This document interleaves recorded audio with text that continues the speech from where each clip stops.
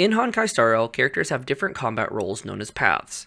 In other games, paths would be called classes, and each character has a different role in combat depending on their path.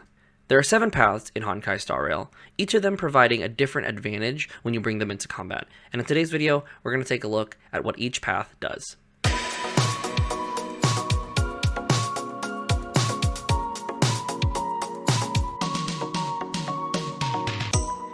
In Honkai Star Rail, the paths are as follows: Destruction, the Hunt, Erudition, Harmony, Nihility, Preservation, and Abundance. In terms of the lore of the game and the reasoning for these names, each names for each of the classes tied to the Aeons. More information about the Aeons can be found in the databook as you scroll down. Given the fact that there are other Aeons noted, could mean we could see other paths develop as the game progresses over time. But for now, let's take a look at the paths that we have in the game currently. In the destruction paths, these characters are typically going to be the best when it comes to fighting alone in battle. These destruction paths are powerful damage dealers that are pretty tanky in and of themselves, that are really good as a DPS unit. In other games, this would be considered similar to a bruiser. In Honkai Star Rail, we have 3 heroes in the destruction paths as of now: Hook, Clara, and Arlen.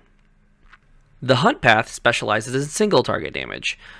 These characters deal significant single target damage, and though they can only target one opponent at a time, when it comes to boss fights where there is typically only one single hero, they excel at shredding the HP bars of these high HP bosses. In the Hunt path, we have Seele, Dan Hyung, Shu Sheng, and Yan Qing. Now, while the Hunt excels at single target damage, the Erudition have multi-target AoE abilities that can help with clearing mobs with their large AoE damage capabilities typically found in their skills and ultimates. Within the Erudition tree, we have Herta, Serval, Qing She, and Himiko. The Harmony is a powerful support path, providing buffs to allies and increasing the team's overall power.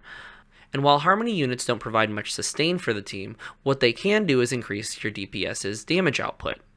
In the Harmony tree, we have Bronya, Asta, and Ting Yun.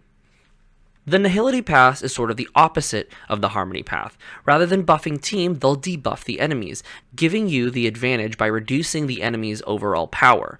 This could come in the form of defense breaks, dot damage, CC, making Nihility characters a lot more flexible. As for the class as a whole, their debuffs can look a little different depending on the unit. In the Nihility path, we have Pele, Welt, and Sampo. The Preservation class is one of the support classes in this game that provides defensive capabilities, protecting allies from taking damage by using shields to mitigate the damage that enemies do to your allies. In other games, the Preservation is similar to the tank role in other RPGs. In the Preservation class, we have 2, Jeopard, and March 7th. It is notable to note that we do have a stance switcher of the Fire MC who switches between Preservation and Destruction. And during the time of this video, the main character will typically be seen in Fire stance for Preservation and more shields and damage mitigation. Lastly, we have the Abundance tree, otherwise known as the healers of the game. These healers specialize in restoring allies' HP and ensuring survival in combat, especially in clutch moments. As of now, we have 2 healers in the game, Natasha and Bai Lu. Thank you for watching this showcase of what each path is and what they do. As Honkai Star Rail is a new game, it's important to familiarize yourself with the paths and each character in them, so knowing how these paths work and their synergies together is essential for building a team comp.